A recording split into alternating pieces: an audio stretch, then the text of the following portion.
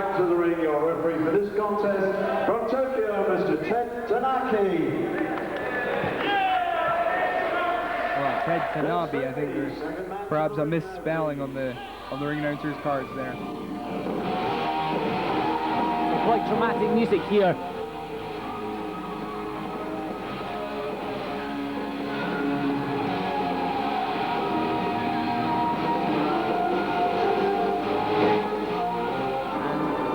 Waiting on the entrance of Masakazu Fukuda. Of course, he is currently one half of the junior heavyweight tag team champs in Wrestle Dream Factory in Japan.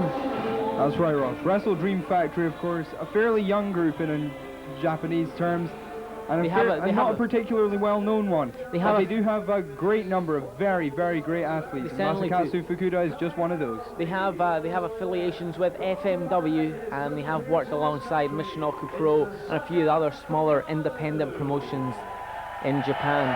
But certainly, from a technical point of view, Fukuda is probably as good as they come in Japan. And in British terms, Stevie Gray on the mat, there are a few people that can match him, Ross. He's getting on a bit in years now. However, when it comes down to on-the-mat ability, he's certainly got it all there. That's right, Ross. There are some wrestlers that we've seen around the world, people like Hulk Hogan, people like Randy Savage, who have deteriorated with age. But with Stevie Gray, I think his style is such that as he gets older, he just takes it down to the mat, and he's got that experience, he's got the knowledge, he knows just about every hold there is to know. And I don't think Fukuda will find this an easy ride at all. Not at all.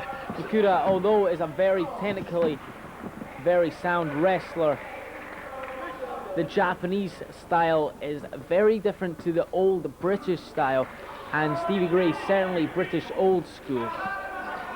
Stevie Gray, definitely a great athlete from that British old school. Comes from the generation of the Steve Regals, the Marty Jones, the Dave Taylors of the world. And I think you can quite easily put Stevie Gray's name there in terms of pure talent. He maybe doesn't have the charisma that a Steve Regal has, but he's just as good a wrestler. Fukuda's there now applying a knee lock, kind of grapevine the leg. Looks as if he's maybe going for the bow and arrow, but doesn't even get halfway there. Stevie Gray wriggles out very quickly.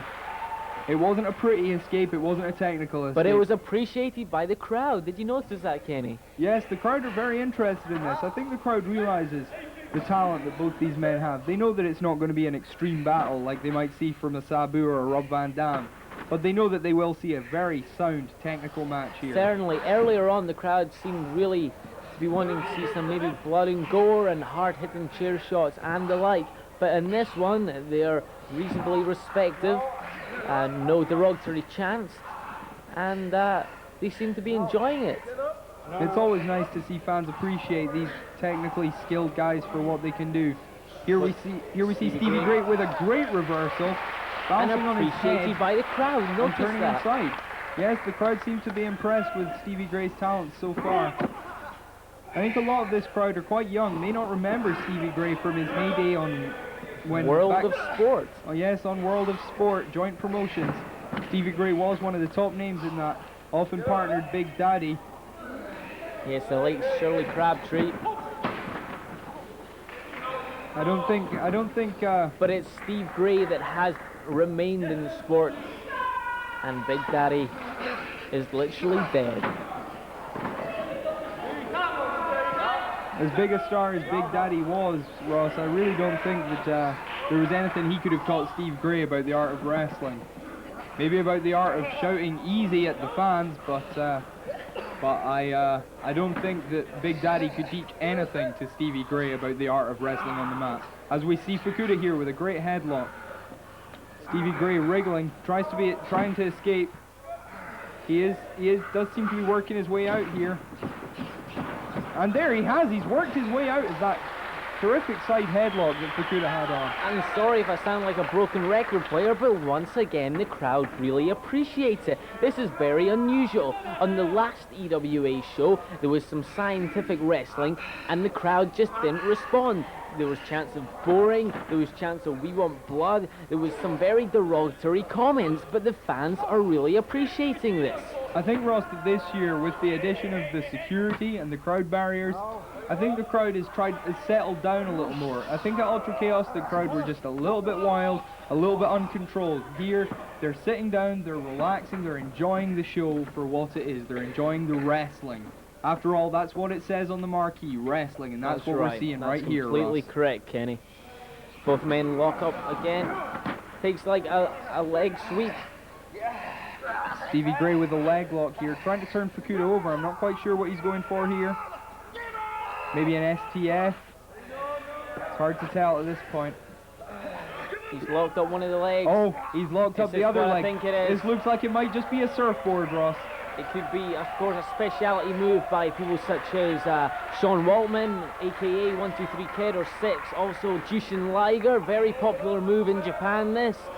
Yes, Ross, I think Fukuda probably knows this move better than anyone else on the show tonight. It is a very, very popular move in Japan. And we see Stevie Gray here. Gray. So, I mean, it's quite unusual that Stevie Gray is implementing a Japanese move on a Japanese Stevie Gray wrestler. has now the surfboard applied. This is a submission move. Fukuda is in agony. Just look at his face. He's in absolute agony. This one all depends. Both shoulders down. Both. 1, 2. Wow. 2 count there. Stevie Gray there just realizing at the last second that his shoulders were down as well, and Tanabe was actually making a double count there.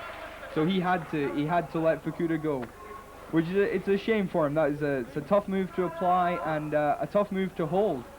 Really, so much strength is required in the legs to hold the wrestler up in that position. That's completely correct, Kenny. Steve Gray needed to get a submission early or the pin, or otherwise he was just going to have to let the move go. Fukuda takes it back down to the mat with a sort of hammerlock arm bar once again, if I'm permitted to say that. Goes now into a side headlock. I think it's a front face lock. A front face lock, excuse me, Ross. No problem. A standing front face lock there by Fukuda, but Steve Gray's hand works round, but no, Fukuda's got that hand and turns it into an arm bar. But Steve Gray comes back with a kick from the flat of the foot, which is legal, and tries to grapevine the leg. But he hasn't managed to do so, but he's turning it over. We saw this same type almost of knee bar maneuver. A single-legged Boston Crab almost. It is almost a half crab, yes, Ross, but now, no, he looks like he might be going for the surfboard again. Now, this is unusual. Or could this be the Regal Crutch? Nope, I think it might be the... It does look like he's going for the surfboard again, Ross. Now, that is unusual. He didn't get the win with it earlier. Perhaps he thinks he can get something with it this time, I don't know. But he's got Fukuda's arms again. It looks like he may just get the move once more. But Fukuda's arms escaped. And very sportingly, Stevie Gray steps back and says, it's fair enough. That's a nice element to see, and a very British element there from Stevie Gray. I think both men recognize each other's talents on the mat and don't want to show any kind of disrespect. There is no grudge in this match. There is no feud. There is no anger. This is just two wrestlers wrestling. And I think it's a wonderful thing to see. That's exactly correct, Kenny. As Fukuda applies, is that a reverse chin lock? I think you'll find Stevie Gray is applying that reverse chin lock. Sorry, I stand corrected. Stevie Gray applies the reverse chin lock. But Fukuda's leg gets the rope just as Fukuda gave up. If you just hear that, Fukuda said he gave up, but his leg was already on the rope. So the referee, Ted Tanabe, made Steve Gray break the hold. Indeed. Steve Gray now with an Irish whip. Goes with a headbutt to Fukuda's lower abdominal area. Goes now with a double leg takedown. A pinning combination. Only a 2 count slips there. Out the back door again. Stevie Gray, I'm surprised, Ross. He's had most of the offense in this match so far. That's right, but don't be fooled. these Japanese competitors can pull a victory out the back door any second. That's how they train them in Japan. They train them in the dojos, and they're one of the best wrestlers, if not the best wrestlers on the planet, can be found in Japan. That's exactly right, Ross. These guys are as well schooled in every form of pinning. This is a neck breaker. Oh! It's a maneuver popularized in America by Rick Rude, but Stevie Gray using it right here in Walthamstow to great effect. Gets about a 1 count there. Not getting a pinfall out of it, no. Goes for another neck breaker. Or is he going for a hangman? He's going for a hangman here, Ross, which is a brutal submission hold. No. But he no, gives up. I I think he may have been going for a hangman there, but he gave up and went for the neck breaker instead. And the hangman, of course, is a brutal move. Yeah, it really does a great deal of damage to those vertebrae in the neck, Ross. It's a horrible move to suffer. And that neck breaker is often a very good setup for that maneuver. And there's a suplex from Fukuda. So Fukuda's right back in the offensive with a suplex to get a 2 count.